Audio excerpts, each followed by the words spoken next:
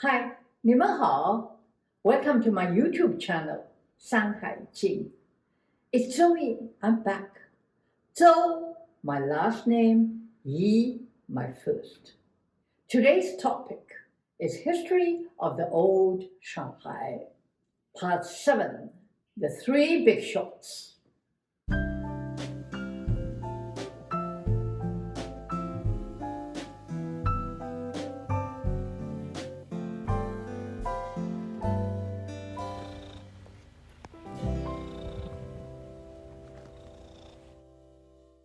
With the demise of the legal opium trade in 1913, Shanghai emerged as the center of the opium trade trafficking network. The Qing government's effort to prohibit opium smoking in the mid-19th century had failed miserably. Instead, under duress, Zhongguo's defeat in the two opium wars in 1839 and 1860 by the Western powers had brought legalization of the opium trade. By the time the 1919 prohibition came about, it was too late. The 60 long years of legalized opium smoking had long integrated into Zhongguo's social life. Even as late as the 1930s in Shanghai, the opium couch was still a common sight in some of the households I visited. The opium couch was adorned with a luxurious mattress. In the middle of the couch lay a small loji with a set of opium smoking accessories. Beside an ivory or jade inlaid opium pipe was a jar of opium pellets and a small oil lantern for melting the pellets. Out of courtesy, guests were often invited to join for a smoke. And this image in my mind was not so different from that of the early 60s when I just arrived in America. At the time, nearly every household had a bar, big or small, as part of a fashionable decor of the time. And so had I. Offering a cocktail to guests was normal social etiquette. At the time, the martini was the top choice. The prohibition of opium trade in 1990 had inevitably brought on the rise of the underworld in Shanghai. Like I said in my previous episode, I broke up the rise and development of the underworld in Shanghai into two major phases. And the first phase started in the international settlement in 1919 to 1925. The major smuggling racket activities took place under the dominance of Dabagudang, the Big Eight mob of Hongbang, with Shaozhou merchants, the traders, and the Big Eight mob providing protection for distribution to the opium business houses. And the second phase occurred after 1923, when the police, especially in the international settlement, launched raids on opium dens and business houses. Their raids destroyed Big Eight mob's dominance power in the international settlement. It caused the traders, the merchants, and the retailers to flee the international settlement to the French Concession, and where they came under the protection of the underworld in the French Concession. In a short span of time, the trafficking activities shifted from the international settlement to the French Concession and gave rise to three men, Huang, Zhang, and Du. Huang Jinrong, Zhang Xiaolin, Du Yuesheng. They were known as the Sandaheng, the three big shots in Shanghai. The three of them had 10 years age differences between them. Huang was the eldest, Du the youngest. Of the three, Huang Jinrong was a true local snake in Shanghai. After having years of traditional education, he started his career in the scroll mounting shop, and he could see that would not offer him the prospect he desired. In 1892, he followed his father's footsteps and joined the French Concession police force. It was not until the First World War that he was promoted to Chief Superintendent of the Chinese Detective Squad of the Police Special in 1918.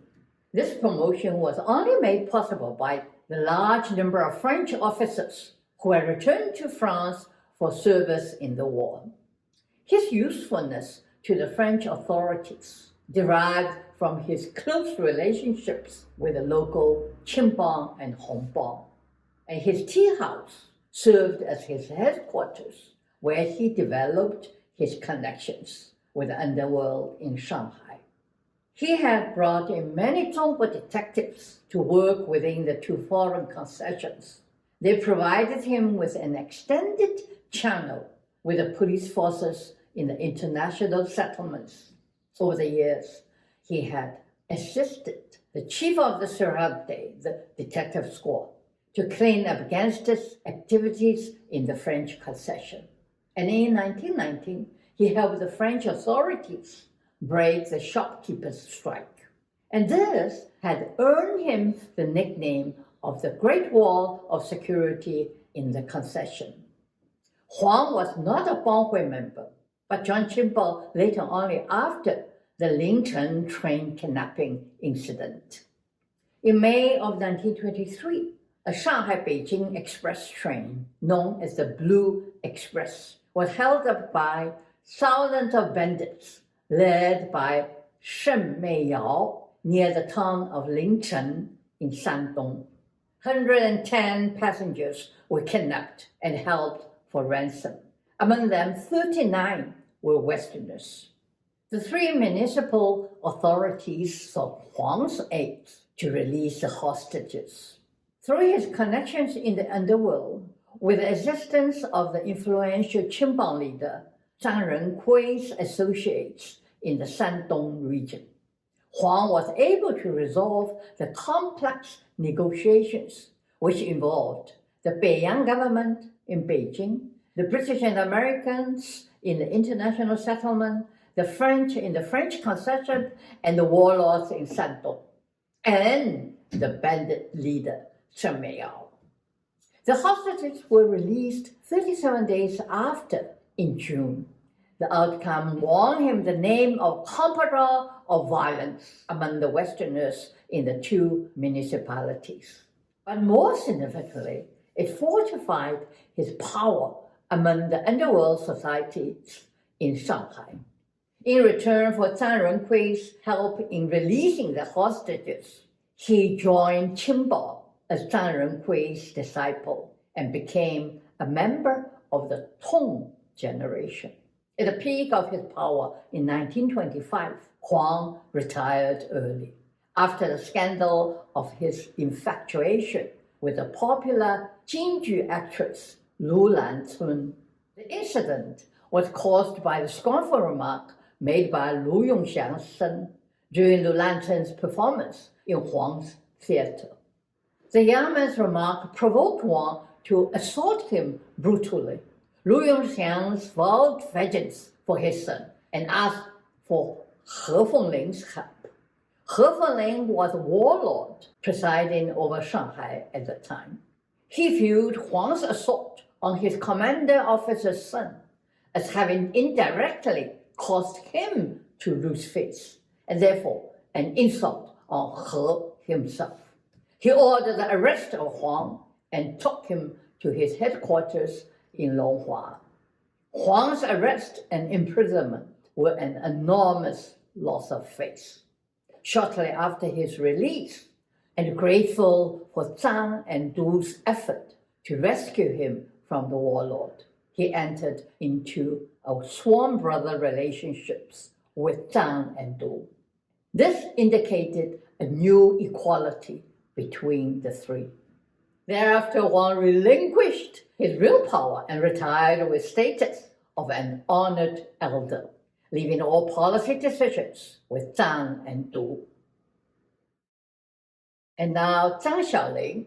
He grew up in Hangzhou and entered the Zhejiang Military Preparatory School. Although he left before graduating, his classmates include some future Zhejiang warlords, and these relationships proved to be valuable for his later career. In his youth, he associated with the local gangster playboys. Later, he became a professional gambler and made a comfortable living fleecing the peasants in the Tawu area in Hangzhou. He moved to Shanghai in 1919, where he operated gambling joints. And it was at this time that he joined Qingbang, becoming a member of the Tong generation. Soon after, he began to recruit his own followers. Over the years, he had established strong ties with the Jiangnan military warlords.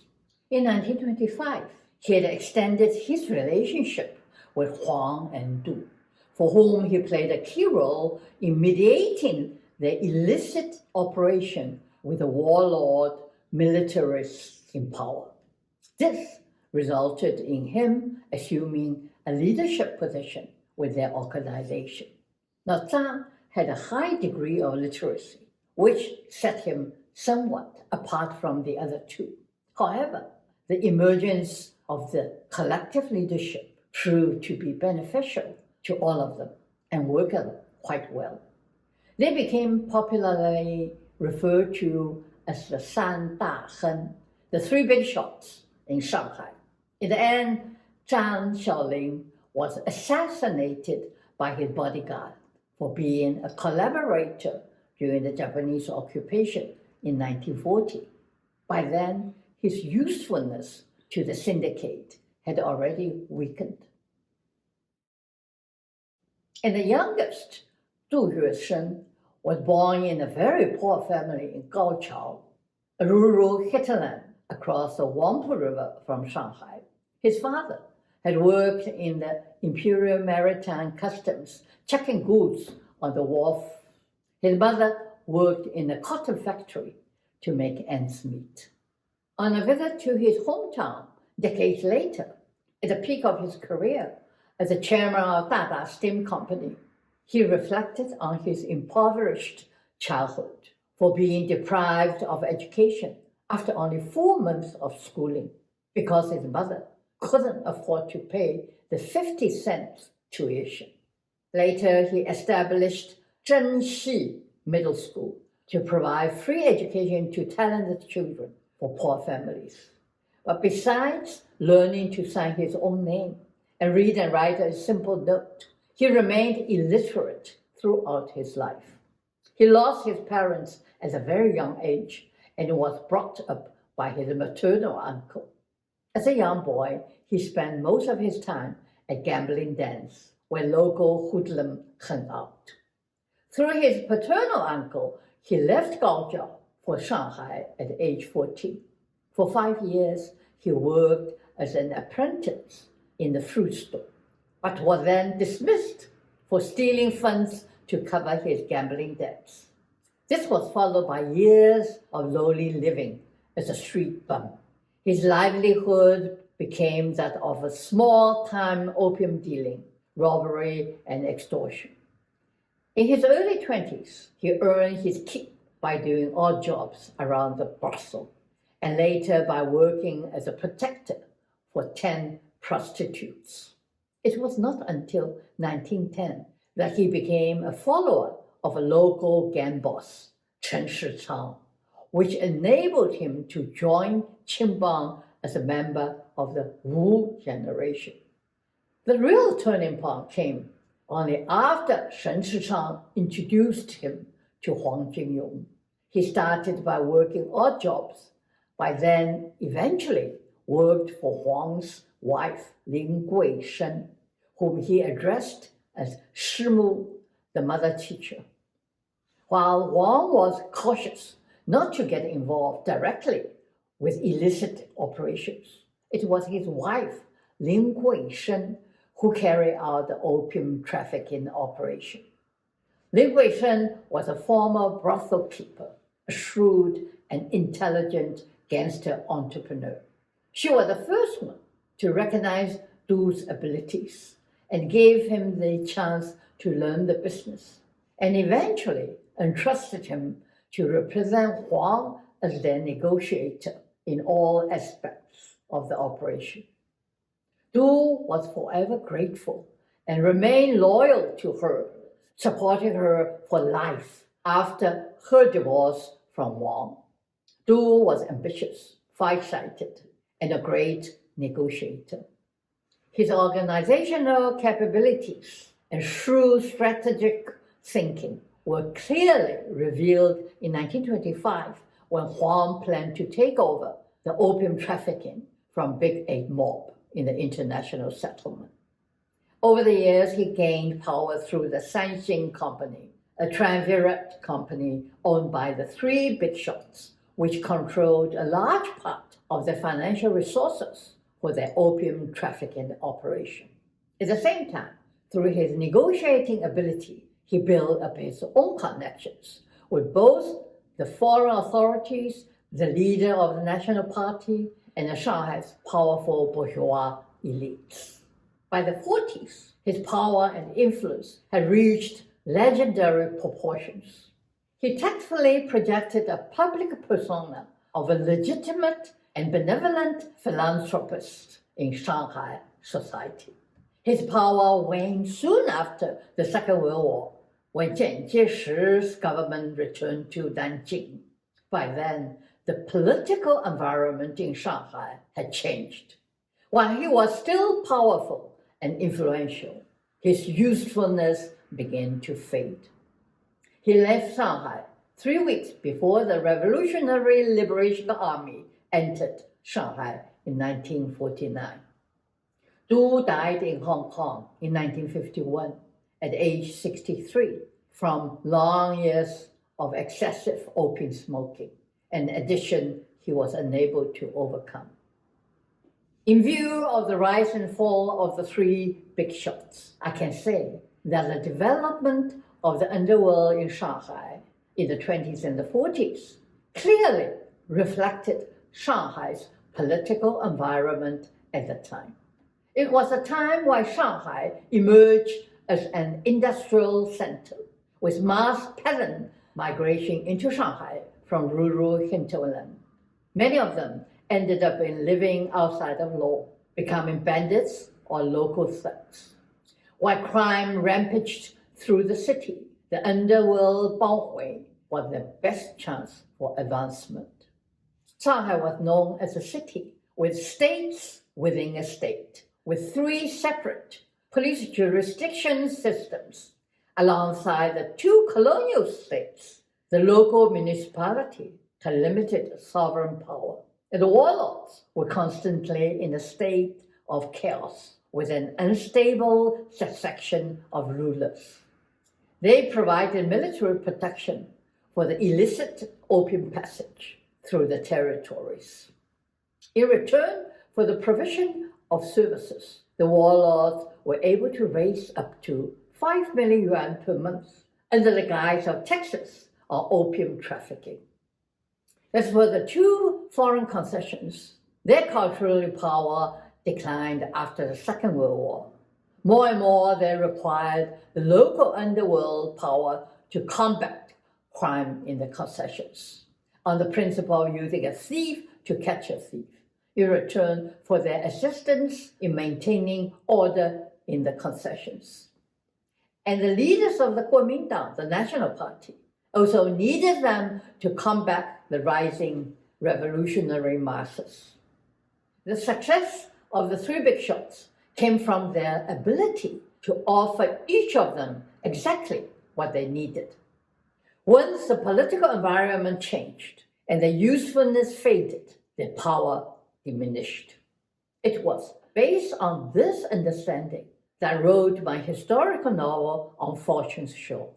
Much of today's episode is detailed in my novel, for which I'm seeking literary representation for publication.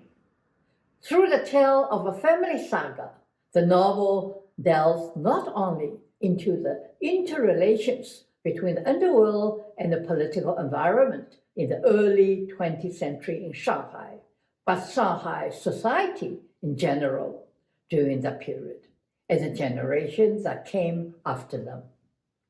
You'll certainly be the first to know when it's published.